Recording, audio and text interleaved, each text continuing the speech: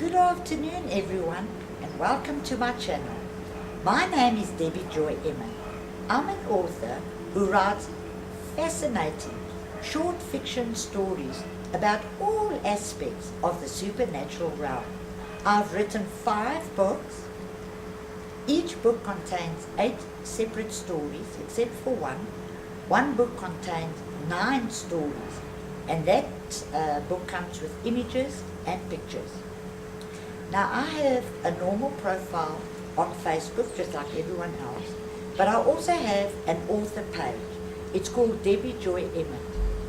Go to Debbie Joy Emmett author page, and once you are on that page, hit that like button, and on that page you can also access my Amazon author page, or otherwise you can just hit the links below this video. There will be several links. Today I want to speak specifically about a certain book. It's called The Grim Reaper. Among others, it is one of my best-selling books. This Grim Reaper is found in the book, my full book, called Supernatural Phenomena. So if you don't want to purchase the full book, you can just buy the book separately, alright? Once you are on my Amazon author page, you will see all my books that I've written. You can just click on a book and it will take you to that specific book where you can read a short review and also a few pages of that book, so that you can see if that book is something that you'd be interested in or not. Right, let's get back to Grim Reaper. Woo, Grim Reaper. Doesn't that name, the very name, just cause chills to run up and down your spine? I know it does for me. Alright, now just a note. Each story, there's 41 titles that I've written. They all have separate covers, so they're not going to look like the full books, alright? And Grim Reaper's cover obviously features a Grim Reaper. Right, I'm going to explain a few things and then I'm going to read a few pages for you. The story takes place in a town called Misty Hollows. There's a lot of activity that happens in this town. A lot of tragedies occur, and there are many characters, and each character experiences different things happening to them. It's really a fascinating, intriguing book which will hold your interest from beginning to end. Alright, now I would like to just write a few pages and then tell you something at the end. Now, in some of my books I write poems. They're only 4 stanza-line poems, so I'm a poet as well. And Grim Reaper actually starts off with a poem written by me. So here goes. Grim Reaper. You can't hide when his footsteps come your way.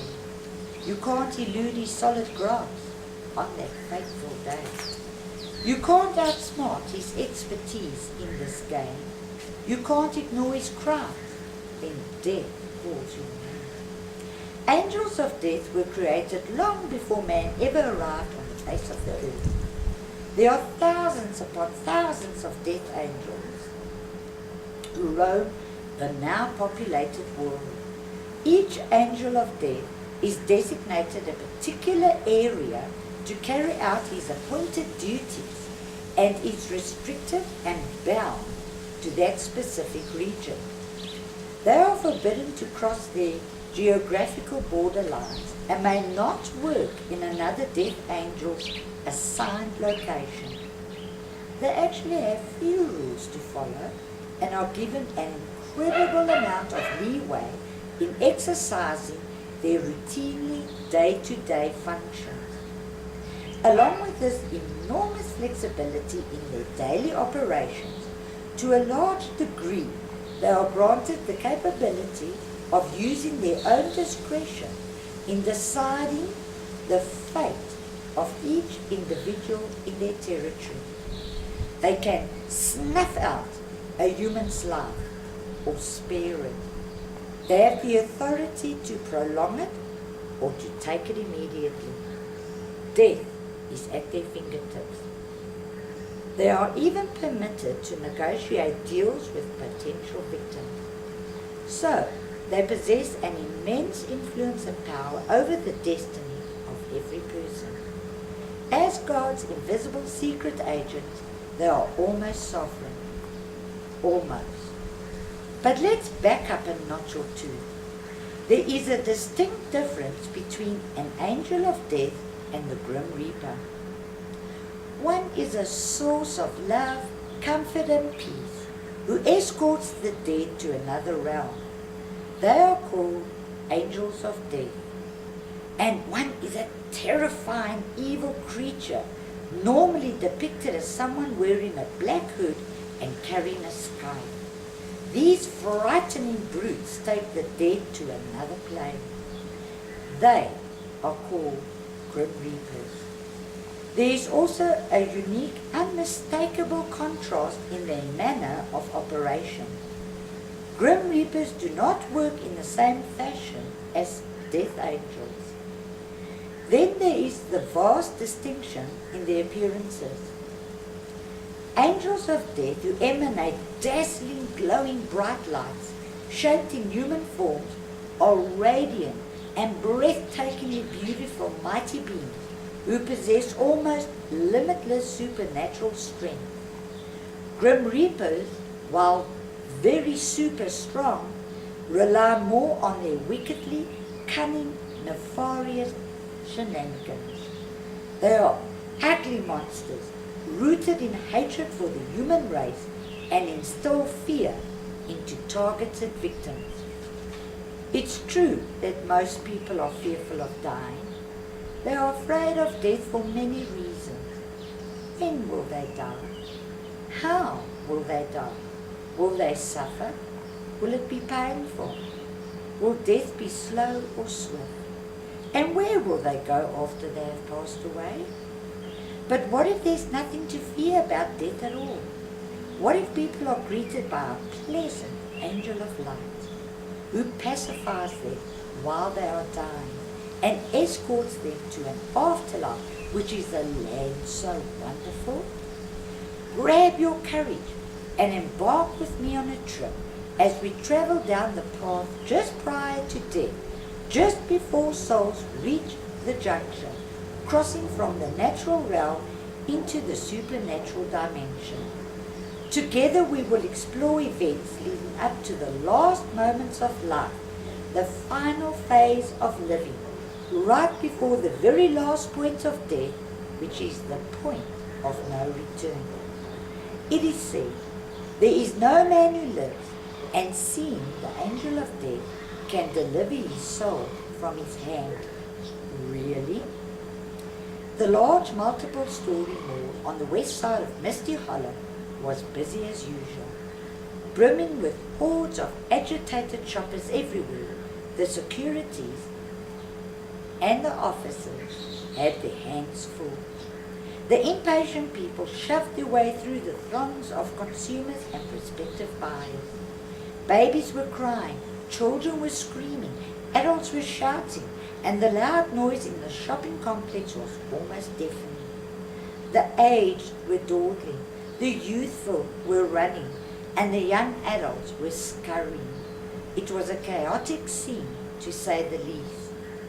But the crowded mall was not only filled with human beings, for among them were death angels and grim reapers, watching and waiting.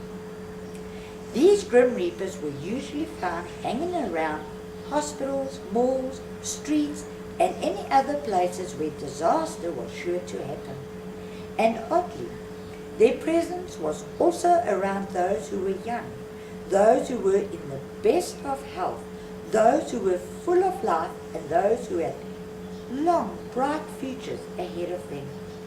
And when they wanted to admire their handiwork, they visited the morgues and cemeteries. death angels also frequented the same venues that the Grim Reapers did, but they never ever set foot in the morgues or cemeteries. The death of a person ended their mission. They never stayed around the dead bodies of those who had passed on. If they were present in a graveyard, it was for the purpose of the living who went to the cemeteries. Suddenly, a man in his mid-40s fell to the floor. Passers-by formed a circle around him, and someone called for help. 2 Grim Reapers were at the man's side in an instant, while the death angels just looked on. Coming through, I'm a qualified physician, a man announced. He kneeled down and examined the man on the floor. It's a heart attack. Can someone please call an ambulance? He stated. I've already phoned the paramedics and they are on their way, a woman told the doctor. The 2 Grim Reapers drooled over the dying man on the floor. Thick chunks of fluid dripped from their unseen mouths. They both had the same attire, which consisted of a long black flowing robe with a large hood attached to it. Inside the hood, where their faces should be, was just that black, abyss-like emptiness, a big black nothingness. 2 silver gleams of light protruded from where their eyes would be. Gliding just inches above the floor, they looked at one another and nodded. Their names were Crush and Nighthawk. Crush took his staff, which looked like a scythe, and plunged it into the man's chest. He literally stopped his heart from beating. Moments before the man died, he saw Crush and Nighthawk. He died with a terrified expression on his face. Crush yanked the spirit out of his conquest's physical body and glided out of sight into another realm. When the medics arrived, they pronounced the man dead. He was transported to the morgue. Now, after a whole lot of things occurred, eventually things died down. The book does end where the townsfolk has learned a valuable lesson and some values and morals. There's also advice offered, and the book actually offers you a choice. It leaves you with a choice. Now, you go right now and you get this book called Grim Reaper and read all about the experiences these poor people went through. Some were happy and some were not so happy. Thank you very much for giving me your time and attention. I really enjoyed talking to you and reading one of my stories. Grim Reaper, don't forget. Thank you and bye.